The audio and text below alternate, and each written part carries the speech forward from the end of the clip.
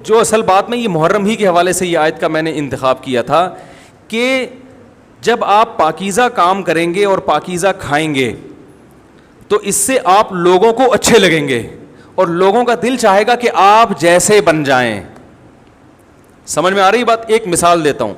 دیکھو کوئی بھنگی ہو جو بیچارہ ہر وقت گندگی میں رہتا ہو, اسے آپ سمجھائیں کہ یار اچھی زندگی گزارو, صاف ستھرے ہو جاؤ.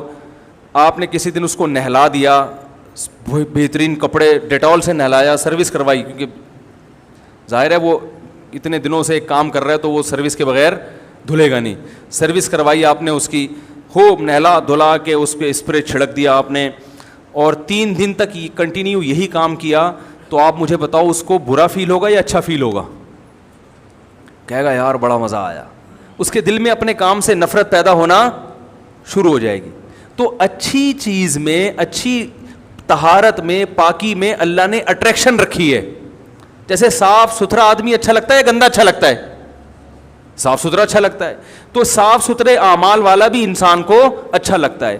تو اللہ تعالیٰ نے اسلام کو جو ڈیفائن کیا 2 لفظوں میں, اچھا کھاؤ اور عمل اچھا کرو. کیا مطلب؟ ایسا کام کرو کہ غیر مسلم تمہاری طرف مائل ہوں کہ یار یہ بڑے اچھے ہیں.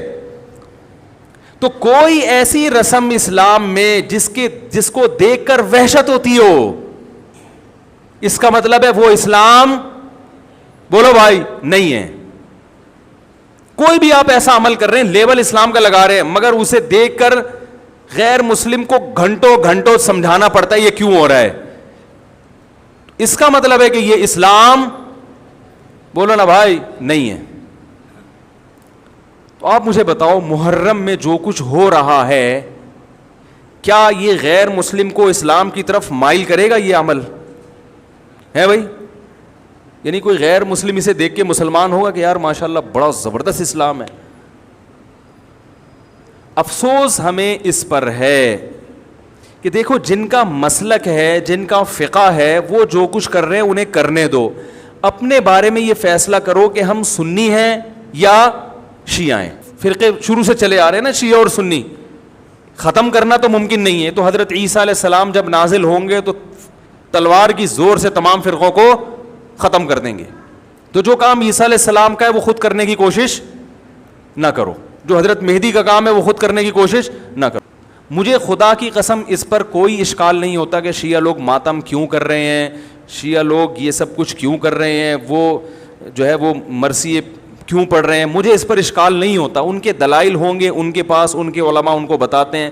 وہ کب کہتے ہیں کہ ہم سنی ہیں, وہ کب کہتے ہیں کہ ہم صحابہ کو حجت سمجھتے ہیں؟ ایک چیز کا انہوں نے دعویٰ ہی نہیں کیا تو ہم ان پر وہ کیوں تھوپیں ان کے سر پہ؟ لیکن میں آپ کی بات کر رہا ہوں, میں ان لوگوں کی بات کر رہا ہوں جو اپنے آپ کو سنی کہتے ہیں.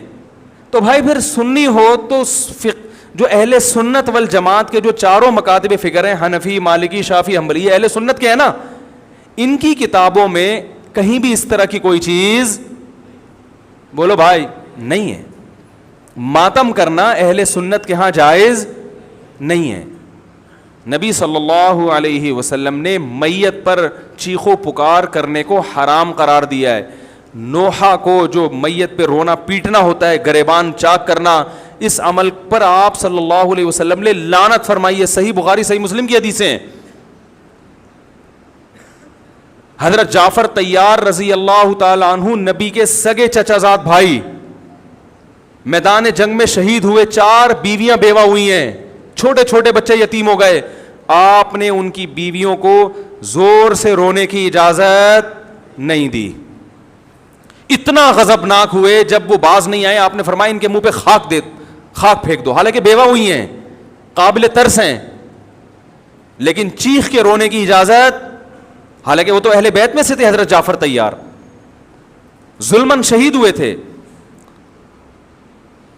ہماری نظر میں حضرت حسین رضی اللہ تعالی عنہ کا قتل کربلا میں یہ تاریخ کا بدترین ظلم, اس لیے بدترین ظلم کہ آپ غیر مسلموں کے ہاتھوں شہید نہیں ہوئے, بلکہ ان لوگوں کے ہاتھوں شہید ہوئے جو اپنے آپ کو مسلمان کہتے تھے, اور مسلمانوں کی قیادت اس وقت ان کے ہاتھ میں تھی, حکومت ان کے ہاتھ میں تھی.